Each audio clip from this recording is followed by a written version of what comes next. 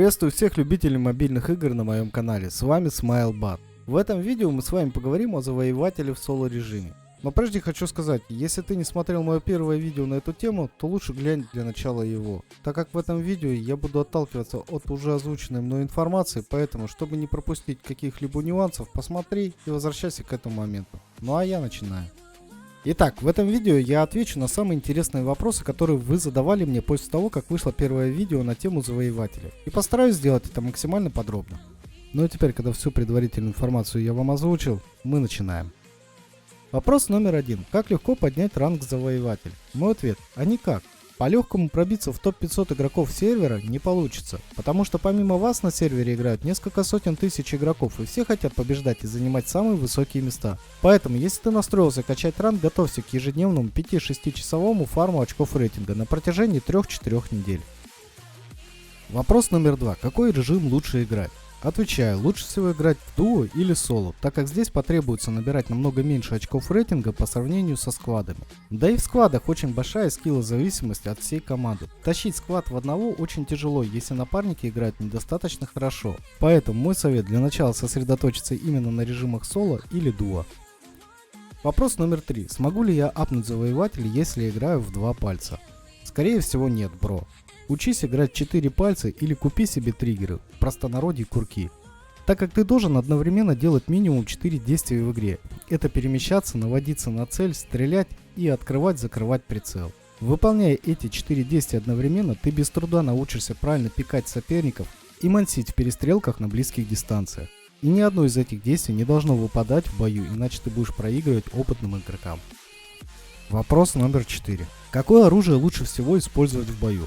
Лучше всего то, с которым вам наиболее комфортно играть. Но уметь пользоваться вы должны всеми видами оружия в игре. Так как отмазка «мне не повезло с лутом и я слился» не проканает, потому что каждый слив на высоких рангах будет минусовать предыдущие несколько часов, проведенных в игре. А ситуации, когда ты имеешь на руках только пистолет или дробаш и приходится воевать против соперников с автоматическим оружием, далеко не редкость. Поэтому периодически тренируйте свой скилл владения всеми видами оружия.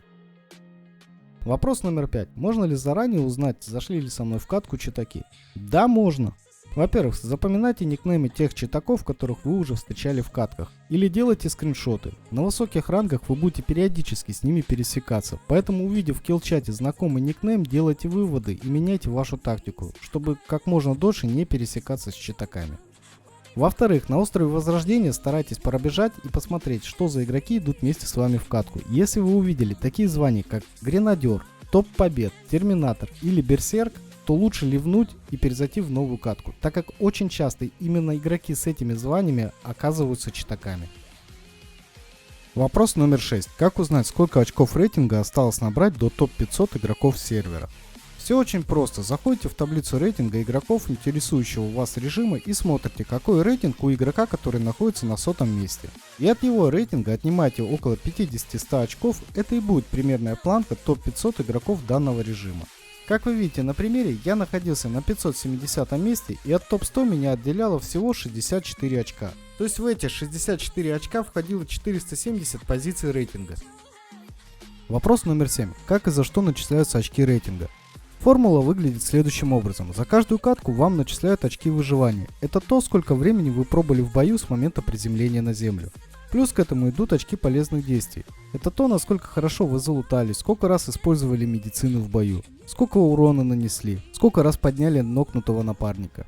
Данные очки имеют свой лимит, то есть если постоянно нокать и поднимать напарников, вы не сможете их увеличить. Вы просто наберете их максимум, и дальше полезности от ваших действий не будет. Далее, общие плюсы очков выживания и очков полезных действий умножаются на переменную, которая зависит от вашего места в рейтинге игроков, в том режиме, где вы прокачиваете ранг. То есть, чем выше ваше место и чем больше игроков в бою ниже вас по рейтингу, тем меньше это переменная. Соответственно, тем меньше очков рейтинга вы получите за катку. Поэтому играть на ранге ас в сквадах намного легче, чем играть на ранге корона в соло или дуо. Так как игроков в рейтинге сквадов в разы больше, чем игроков в рейтингах соло и дуо. Я в комментариях уже писал вам, что взять аса в сквадах можно, играя одним пальцем правой ноги на калькуляторе, так как начисление очков рейтинга в сквадах уменьшается только к рангу 4500. Именно после этой отметки в сквадах начинается боль при прокачке ранга. А игроки, которые качают ранг в соло или дуо, сталкиваются с этим гораздо раньше, где-то на 4-3 короне. Поэтому учтите этот факт, когда начнете апать ранг. В режимах соло и дуо нужно гораздо меньше набирать очков рейтинга для того, чтобы взять завоевателя. Но и трудности с набором очков рейтинга у вас начнутся гораздо раньше, чем те, кто играет в сквады.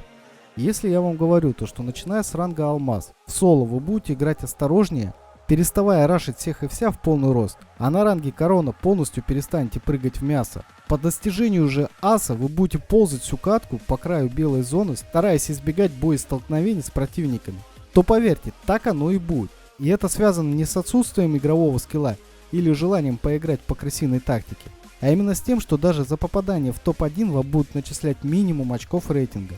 А цена ошибки, то есть возможность откиснуть на ранних стадиях боя, будет такой, что может перечеркнуть несколько часов, а то и дней, потраченных на прокачку ранга. И это цена только одной ошибки, а если слить несколько каток, то желание качать ранг дальше может вообще отпасть. В продолжении этой темы я перейду к следующему вопросу. Вопрос номер 8. Что вы посоветуете, играть на киллы или по сейву при прокачке ранга? Мой совет. Играя в соло или дуо на низких рангах до короны, старайтесь играть на киллы, ввязываясь в бой с любым соперником, которого встретили. Потому что как только вы достигнете ранга короны, количество убийств у вас резко сократится. Вы сами почувствуете, что пришло время играть осторожнее. И начиная с короны, сама игра вас будет подталкивать к тому, чтобы играть по сейву. Вот пример одной из моих каток.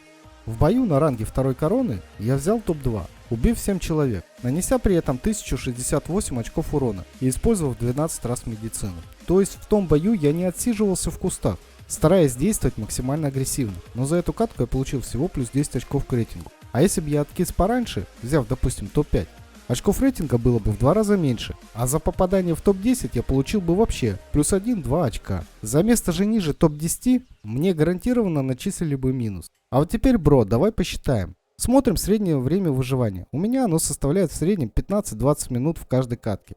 А получаю я за бой от 1 до 10 очков к рейтингу. Соответственно, беру среднее значение 5 очков. И теперь получается, что за час игры я в среднем поднимаю плюс 15 очков к рейтингу, играя в соло на ранге короны или ас. Если так получится, что я сольюсь на ранних стадиях боя, мне гарантированно дают минус 40, минус 50 очков к рейтингу.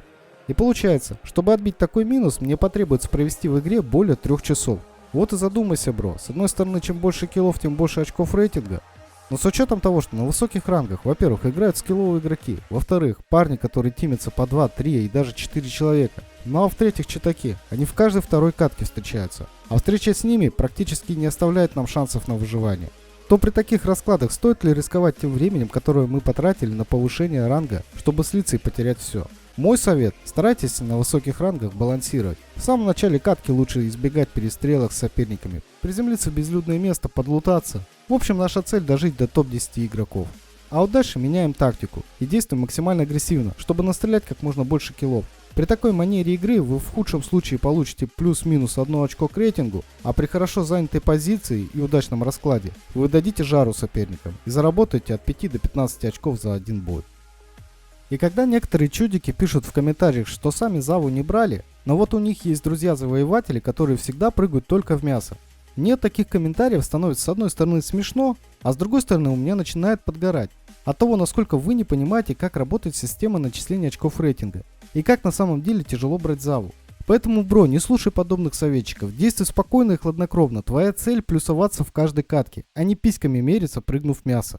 Когда апнешь Заву, вот тогда ты тоже с друзьями будешь прыгать в мясо и показывать скиллуху. Потому что это весело, и рангу твоему уже ничего угрожать не будет.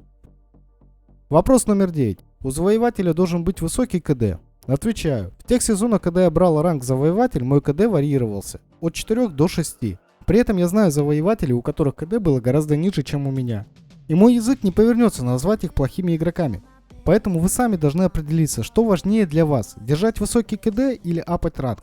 А как вы поняли из вышесказанного мной, что на высоких рангах игры не получается постоянно делать кучу убийств и что немаловажно, не получается держать высокий процент побед. Банально, но вам этого не дадут сделать читаки. А ведь ваше КД напрямую зависит от количества убийств и процента побед. Да, и не отрицаю того, что среди нас есть игроки, которые и статку держат, и ранг качают. Но если ты такой игрок, то тебя навряд ли заинтересует подобное видео на ютубе, так как такие игроки и сами все знают и понимают. А если ты обычный среднестатистический игрок, как и все, то давай, бро, для начала мы с тобой возьмем завоевателя, чтобы у тебя появился свой опыт и рамка завоевателя. А вот дальше будем играть на статку.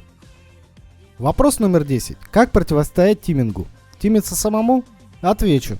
Бро, я за честную игру, и такого советовать тебе не стану. Просто обращай внимание на острове возрождения на костюмы игроков. Тимеры стараются одеваться в одинаковые костюмы, чтобы в горячке боя не поубивать друг друга. Поэтому увидел таких на острове возрождения, строй свою тактику из расчета, что это потенциальные тимеры.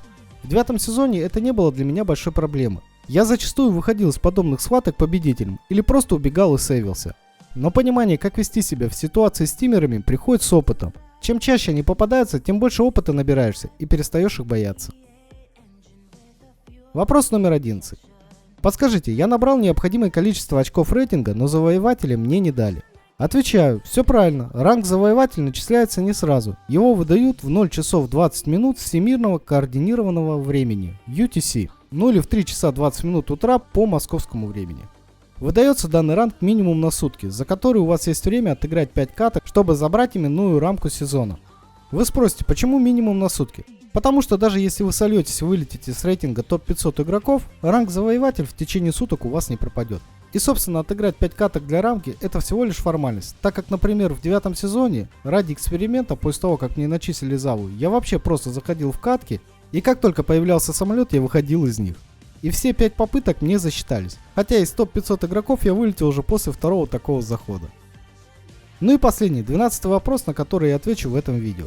Получу ли я награду сезона за ранг и звание завоеватель, если апнуть заву по-быстрому в начале сезона, а потом забить и не поддерживать рейтинг? Ответ: да, конечно, стоит один раз в сезоне зайти на завоевателя, и награда сезона будет уже именно по этому рангу. Ну и собственно, на этом у меня все, бро. Если у тебя остались еще какие-то вопросы, то задавай их в комментариях к этому видео, я как обычно буду стараться отвечать на них. А все новые интересные вопросы попадут в следующее видео про завоевателя. А с вами был SmileBot, не забудьте поддержать это видео лайком, подписывайтесь на мой канал, подрубайте колокольчик, чтобы не пропустить новых видео от меня. А также заходите в инстаграм моего канала, ссылочка на него будет в описании к видео. Туда я периодически выкладываю интересные моменты из моих боев, которые не вошли в эфир на ютубе. Тебе же, бро, желаю, как обычно, хороших тиммейтеров, вагон скилла и тележку киллов в каждой катке. Так что до новых встреч и пока-пока!